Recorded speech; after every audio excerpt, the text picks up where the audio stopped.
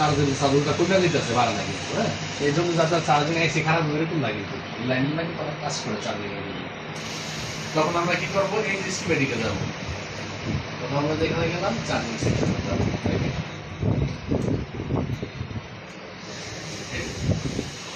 battery দিয়ে এটা নাই এই লাইন আমাদের এখানে কিন্তু ফুল কত দেখাইছে কারণ আমাদের এখানে লাইনটা দেখাইছে 0.879 এখানে কোনো জিআর ভ্যালু শো করতেছে না মানে কি 00 দেখাইতেছে 00 দেখাতে মানে আমরা এই লাইনটাতে ঢুকে গেছে এই লাইনটা কোথায় গেছে এই যে লাইনটা কোথায় গেছে এই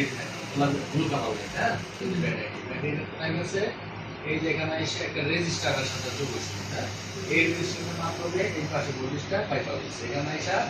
একটা ডায়োডের ভিতরে দুইটা আবার রেজিস্টারের ভিতরে উঠে গেছে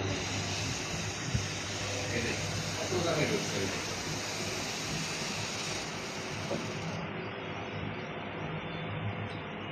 এই যে ব্যাটারি কোথায় ঢুকছে সিকিউরিটি ঢুকছে যখন আমরা এই জিআর ভ্যালু চেক করবো তখন প্রথম আমরা পরিবর্তন করবো এই জায়গা কোথায় আসছে এই রেজিস্টারে আসছে তখন আমরা এই রেজিস্টারে মাপ দিব এই প্রান্তে মাপ দিব মাপ দেওয়ার জন্য এখানে ভোল্টেজটা আমরা না পাই আমরা পরের প্রান্তে মাপ দিব পরবর্তী